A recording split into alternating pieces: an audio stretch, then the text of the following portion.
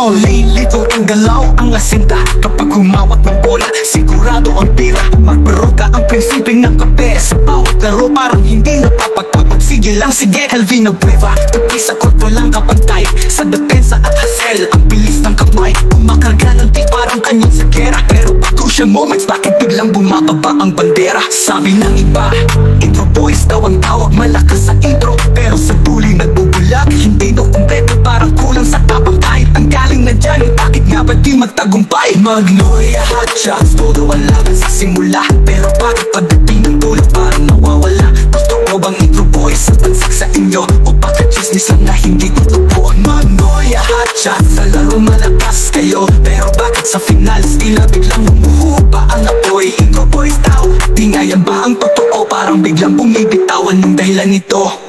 Sa eliminations walang makakatapat, ang bawat galaw na sa listahan sure rin ang hatak. Pauli umaapoy ng mga tres, di mapipigilan, pero pag pressure time bakit parang may nawawalang lakas? Magbaro ka laging andyan ang depensa, quick hands kasi parang lagi kang may sorpresa. Calvin the Beast, di mapigil ang kilos, pero pagdating sa chorus anong nangyayari? Bakit parang pilit ang hot shots? Di rin maintindihan, malakas naman pero bakit may kulang na laman? Fans nagtataka kahit anong hassle ng team, bakit di maabot ang dulo parang nasa dream? Magnolia hot shots, todo ang laban sa simula, pero bakit pagdating ng dulo parang nawawala? Gusto ko bang intro boys sa pansag sa inyo, o bakit chismis lang na hindi totoo? Magnolia.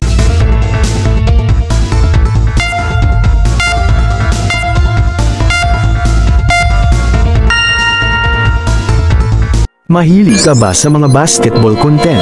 Baka pwedeng pahit ng subscribe button para updated ka sa tuwing may bago tayong upload. Salamat hanggang sa muli.